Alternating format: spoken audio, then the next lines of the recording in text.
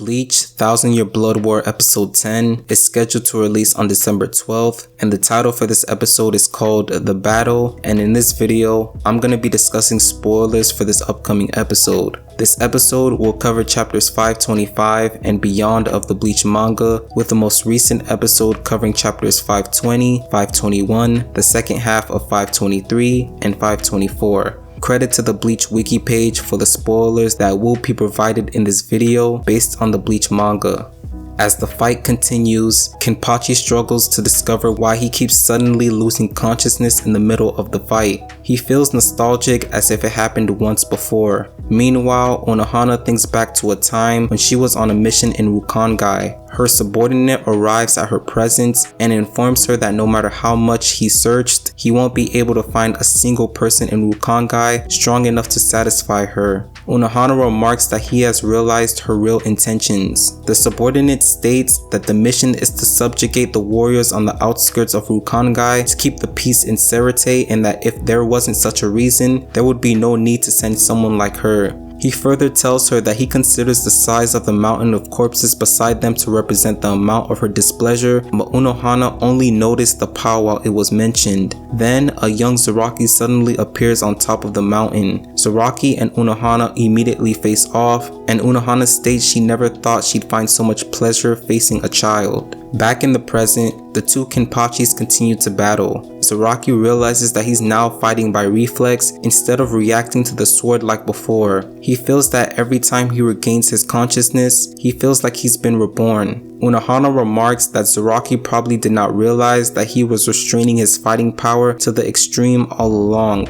She also notes that during their previous fight, they both enjoyed an experience they've never felt before, and he found a pleasure in fighting to the limit. She was weaker than him, and he had to restrain his power to make his fight longer, as he was afraid of losing the only opportunity to enjoy a fight. He got weaker because of her weaker power. She noted that as Zaraki fought more fights to the verge of death, he was releasing his shackles and going back to his normal self. As Unohana impales Zaraki with her sword, she thinks that she'll kill Zaraki 100,000 times and heal him again and again until he returns to his former self, even after he surpasses her.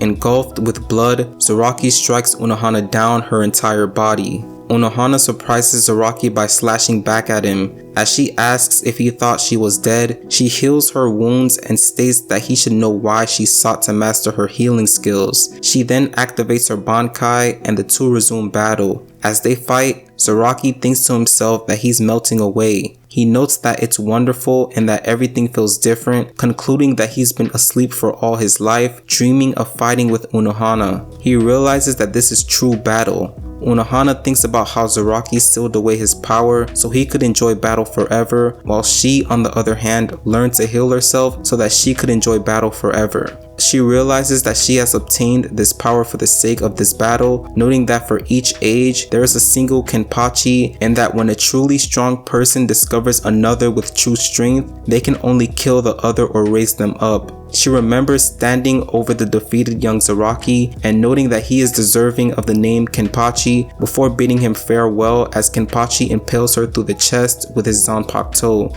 As Zaraki despairs over Unohana dying, she thinks to herself that he's like a child. She notes that he's recovered his full strength and that while many battles may now be very one-sided and boring, he was an enemy worthy of his power, allies he can face as equals, and a new partner that has awakened with him. As Unohana notes that she has now relinquished everything, including the name Kenpachi, she's glad to be able to die having fulfilled her purpose. Zaraki then begins to hear a voice, which claims to have watched over him. His Zanpakuto then begins to tell him its name. Meanwhile, in the Soul King Palace, while Uetsu is told Ichigo and Renji have arrived, Kon complains about Ichigo and Renji using him as a cushion to land and how he was dragged away from the last palace by them despite wanting to stay. The three are loudly greeted by Uetsu, who identifies himself as the #1 Zanpakuto creator. He brings them to a building where they are welcomed by a number of ladies and formally introduces himself, forcing them to perform an elaborate formal meeting, which was apparently a prank. Mera, who is one of Uetsu Namaya's assistants, has the group follow her to where they're really supposed to go, which is a hut on the edge of a precipice. Ichigo and Renji, stepping inside, fall a short distance. Uetsu then tells them he is the only Shinigami in his palace and that the women they saw were actually Zanpakuto.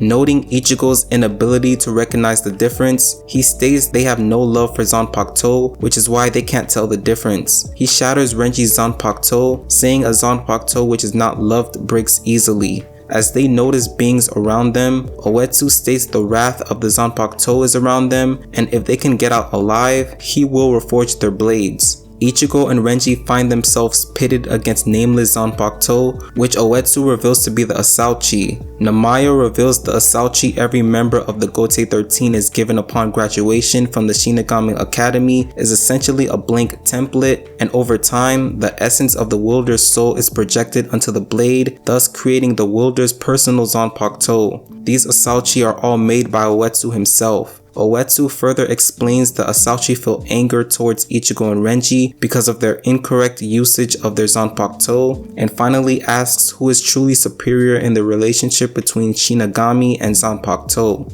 After some time passes, Namaya tells Renji that after 3 full days, he passed the test. However, Ichigo failed. Ichigo insists that he can still pass the test, but Namaya tells him that the Asauchi did not choose him and there is no point in carrying on. He states that the test has proved that Renji is a true Shinigami. He opens a path home for Ichigo and tells him not to return to Soul Society as it's a place for Shinigami, not humans who do not have a Zanpakuto. Ichigo asks what will happen to Zangetsu, but Namaya states that he will not heal him. As Ichigo charges at him, Namaya sends him home, afterwards stating that Ichigo doesn't understand what it means that the Asauchi refused to choose him and that he's been able to fight all along without wielding one. He states that Ichigo needs to learn of his roots even if he never comes back.